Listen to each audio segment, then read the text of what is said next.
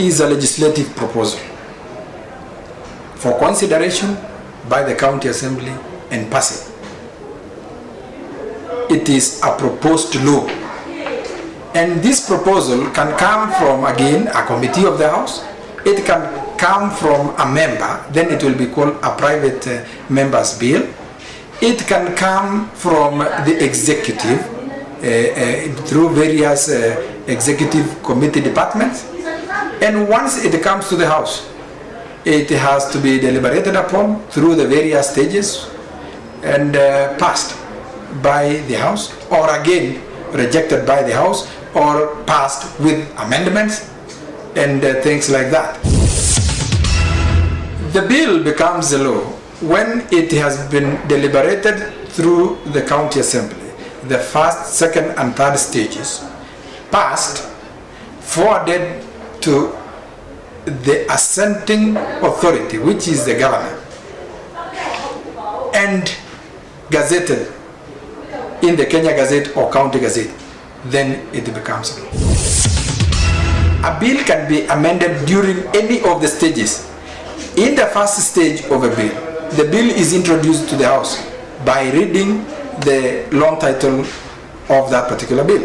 When it comes for second reading, then a reading is done, and then that particular bill is committed to the relevant committee. If the bill touches on finance, for instance, it will be committed to the Committee on Finance and Economic Planning. Then the committee is mandated to consider that bill, consider any proposals for amendment, take it to the public for public views to be given through what has been referred to as public participation forums. And when I say public participation, it doesn't mean that we must just have physical forums. These can even be done online. So it is the responsibility of that committee to ensure that this bill is actually exposed to public scrutiny, and public be allowed an opportunity to give its views. After that, that particular committee will come up with a report.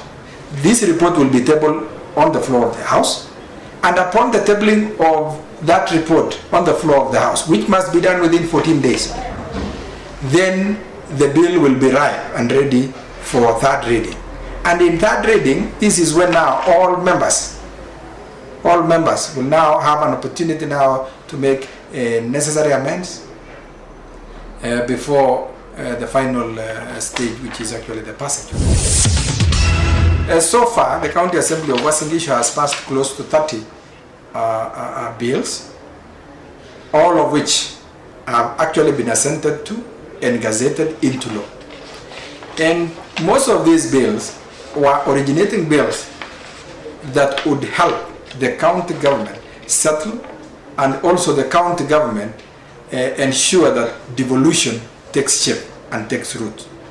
Some of the bills that have been passed would be the public appointments bill, which was passed into law, that has helped in the process of vetting the various CECs, the various chief officers and other officers who needs to be vetted. This ensures actually that there is equality, there is compliance with the Constitution, all communities are taken care of, and things like that. Also the bursary bill, the education ban bill, the county corporations bill, the project management bill, and this is one of the most unique legislations that has emanated from this county assembly and this county government, where a legislation was passed to enable a particular project to be managed. This ensures prudence and proper utilization of funds, and also it trickles down, it takes down the management of a particular resource to the common mwananchi, furthering devolution. It has worked, and most of the projects that were undertaken through project management committees have been 100% success. Some even more than that. Even where bills of quantities had been made, there has been savings that has been made and approved by those who are supervised. In terms of bills and even motions passed, the County Assembly of Uasin Gishu leads and others follow. And when we say we lead, we just don't lead by just passing any sort of a legislation, but we pass legislations that we touch and change on the lives of the people of Uasin Gishu. Remember, the assembly members, the government, the governor himself, his deputy, the chief officers, the CECs, we all hail from Uasin Gishu. This is our home, and we make laws that will bind all of us for the best interest of each and every one of us. It is true that the County Assembly of Uasin Gishu has, since its inception, had a challenge with space. You realize that we inherited the offices that were being used by Warren County Council. And even the chamber is a chamber which was built way back in 1978, being a donation from the then President of the Republic of Kenya, or the retired President of Kenya, Daniel Toroitich Arap Moi, and we always thank him for this facility. And since then, there hasn't been enough resources actually to come up with a modern assembly.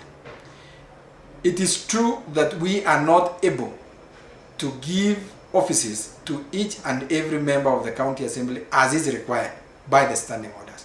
It is also true that our public gallery is not able, it does not have the capacity to hold more than 50 people at a time. Again, it is a requirement of the County Governments Act that members of public be given an opportunity and an ample opportunity to be able to follow proceedings in the House as well as in committee sittings.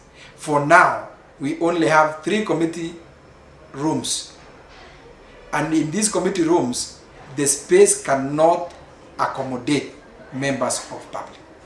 So it is a limitation which we are asking members of public to understand, but in the near future, we are negotiating with the private sectors for purposes of getting into a public-private partnership programs through which we will be able to air our proceedings in the assembly live as and when there are proceedings, both in the plenary as well as at the committees.